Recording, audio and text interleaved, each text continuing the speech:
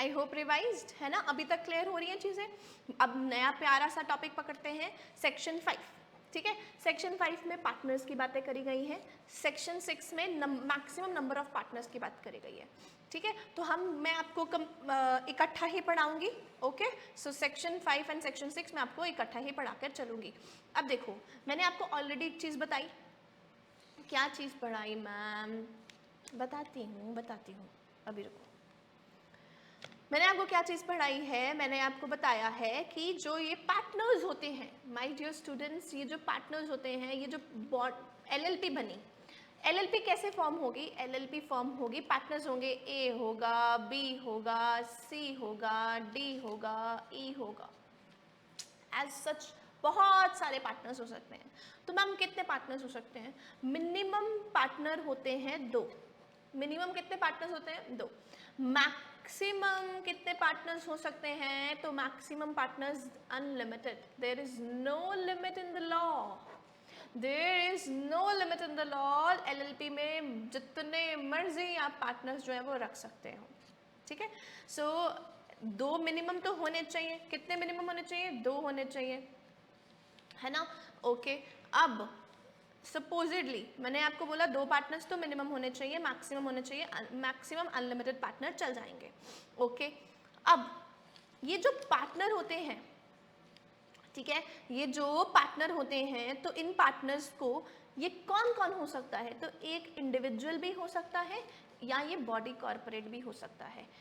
ठीक है, हमने पढ़ा था ना फॉर्म ऑफ बिजनेस, या तो इंडिविजुअल हो सकता है, मतलब sole proprietor can be the individual in the, can be the partner in the LLP.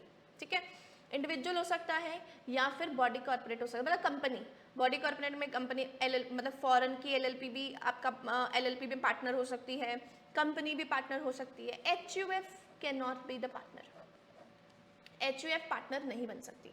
ठीक है, इंडिविजुअल पार्टनर बन सकता है, कंपनी पार्टनर बन सकती है एलएलपी में, मतलब Reliance can be partner in the LLP, but HUF, Hindu undivided family can not be in the LLP.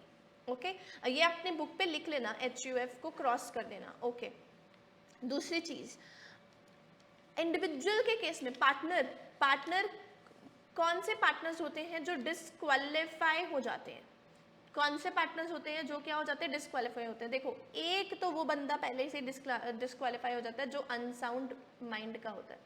Unsound मतलब तो जो पागल होता है, जिसका दिमाग खराब होता है। ठीक है, जो वो गाना था ना, ये पागल, हम पागल नहीं है भैया, इसका दिमाग खराब है, तो वो बंदे अनसाउंड माइंड। ओके, मुझे गाना नहीं बोलना आता, neither I am good at singing, so adjust. Unsound mind वो बंदा, और दूसरा insolvent person. Who are solvent person? Solvent is the person जो कि अपने डेट्स को चुका सकता है, डेट्स पे ऑफ कर सकता है, अपना कर्जा पे ऑफ कर सकता है। तो वो कौन से पार्टनर होते हैं? सॉल्वेंट पार्टनर होते हैं। जो इनसॉल्वेंट होते हैं, मतलब जो जिनका दिवालिया निकल चुका हुआ है, जो डेट्स को पे ऑफ करने में कैपेबल नहीं है। ठीक है, वो कौन होते हैं? वो होते हैं इंसॉल्वेंट पार्टनर। ओके, सो जिनकी, और थर्ड वो आ जाएंगे जिनकी एप्लीकेशन पेंडिंग है, जिनकी एप्लीकेशन क्या है बेटा? पेंडिंग है बिफोर द कोर्ट। जिनकी एप्लीकेशन क्या है? पेंडिंग है बिफोर द कोर्ट, वो क्या कर सकते हैं? वो पार्टनर नहीं बन सकते। ठीक है, they are forever disqualified. So let's talk about partners. Any individual,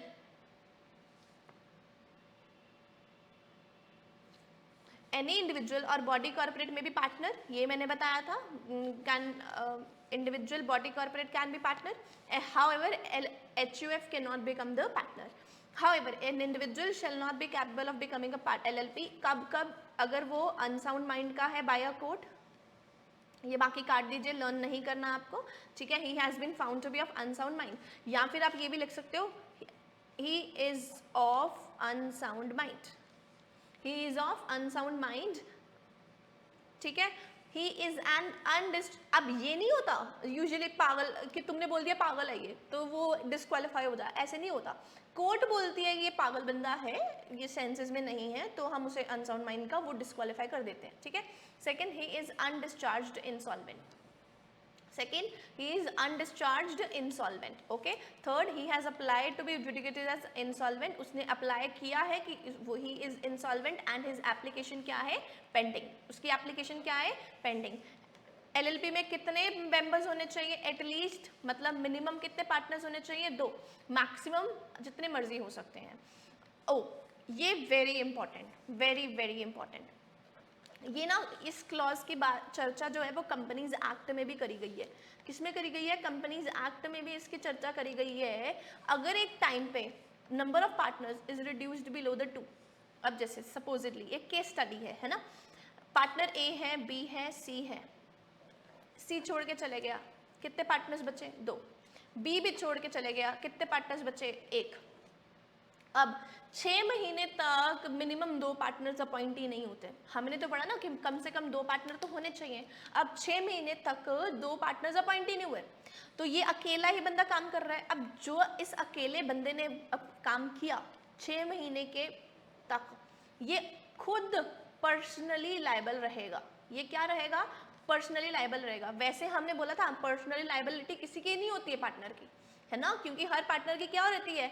limited liability रहती है. बट ये बंदा पर्सनली लायबल हो जाएगा. ये बंदा पर्सनली लायबल हो जाएगा. Okay, if at any time during the number of partners reduced below the 2 and the LLP carries on the business for more than 6 months, और 6 महीने के तक वो काम करती है और नया बंदा कोई भी अपॉइंट नहीं होता, the person who is only the partner, मतलब A ही रह गया, only the partner, ठीक है, of the LLP during that time it carries on the business, ये business carry on करता है, ठीक है. he shall be, बाकी सारी लाइन काट देना, उसी का रिपीटेड है, पढ़ लेना, नहीं तो काट देना, that is much better. Shall be liable personally for the obligations of the LLP incurred during that period. 6 महीने में जो भी उसने काम किया उसके लिए वो क्या रहेगा? पर्सनली लायबल रहेगा. अगर उसने कोई भी गलत काम किया या कोई भी रहेगा वो he will sole would be individual, sole individual would be responsible for all the acts. लगी समझ? पहले आप यहाँ तक पढ़ो, डिसॉल्व करो, ऊपर के सेक्शन को अपने अंदर एकदम डाल लो, डीप डाउन आपके इस कॉन्सेप्ट के अंदर आपके होना चाहिए. And then we will move towards another very प्यारा सा topic that is designated partners. ठीक है, so kindly do that and we will meet soon.